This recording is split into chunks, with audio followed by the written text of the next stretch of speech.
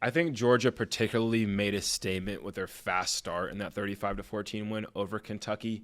What do you want to see from the Dogs this weekend on the road versus Auburn before they host Ole Miss after that in their next ranked matchup? This would be a great spot for us to camp for a second, Kato, because Yeah. there's a lot here with Georgia, dude. There's a lot here with Georgia. Like the fact that they're going to Jordan-Hare, it's at night. People that know college football know that weird things happen when you go to Auburn. Kato, you know this as well as anybody. Like it's a spot where it gives me the heebie-jeebies a little bit. The fact that it's at night only amplifies that. You look at Georgia, a lot of inexperience. Kirby said it many times at SEC Media Days. First and second year players. Your quarterback's a first-year player for you. So all those ingredients, you put it in the blender, you're like, man, this game gives me a very, very weird vibe. So I think the important thing for Georgia in this spot is going north and south. Like, I really like actually the way that Auburn matches up on the defensive side against Georgia. Love that front seven. I love the way they can run sideline to sideline. But the way you stop someone from being able to run sideline to sideline on you defensively and take away the perimeter is like you just go north and south. Kind of what we saw Georgia do against Tennessee, what we saw Georgia do against Bama and run for over 200 yards. So that plus like the Gunner Stockton clean game we talk about with a lot of these first-year guys. Like you're kind of holding your breath with some of these first-year starters of where does that ugly game pop up where there's 2-3 turnovers.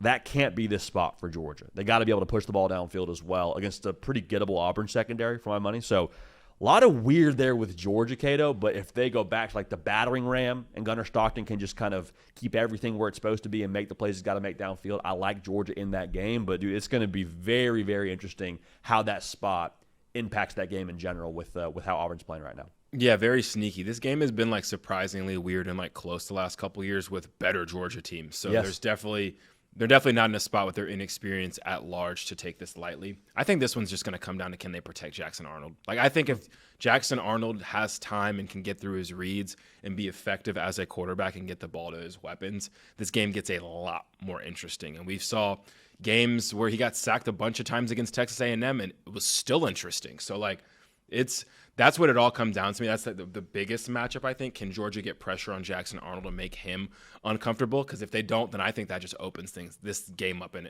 a way different way. The game got so weird in 2023, I believe last time it was at Jordan-Hare. Peyton Thorne, I was looking at this today, Cato, threw for 92 yards, and Auburn lost by a touchdown. Like a Brock Bowers, like, game-winning Yes. drive pretty much, like where he just took over. It was like, hey, get the ball to 19. Please. Okay, great. Game over. Like, Brock Bowers not walking out of that tunnel for Georgia, much to the pleasure of the Auburn folks. So I'm also a little bit curious, like, do we see the Hugh Freeze just special in this game? I feel like I'm asking for this for a while now. They had a Hugh bye, Freeze. though, right? Like, they Had had a bye to They had cook time to get in the up. lab. Like, come on, Like, Hugh.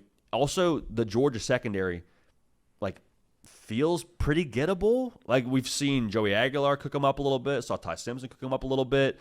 I'm not putting it against Kirby Smart to just get right on the back end, but like Jackson Arnold, brother, if there was ever a time to get the ball to Cam Coleman and Eric Singleton, 92 yards, based on what history tells us, could be good enough to get you within a touchdown. What does 200 get you against this Georgia defense that isn't nearly as good as that 2023 squad? Like, I think this one is very ripe for the picking when it comes to picking upsets, if you were to take one. I don't know if I have courage to do that this week with Georgia, but it's got a lot of the makings of getting just weird at Jordan-Hare. Yeah, given the bye week, given how the Dogs have looked early in these games against better teams, I'll be looking at some BetMGM first quarter, first half spread stuff. We'll see if they can maybe keep it interesting. I don't know if the Tigers can pull it off outright, but I think they have all of the tools. Like if you had to just draw up how to possibly make this game interesting, you have the bye week, everything that's on paper.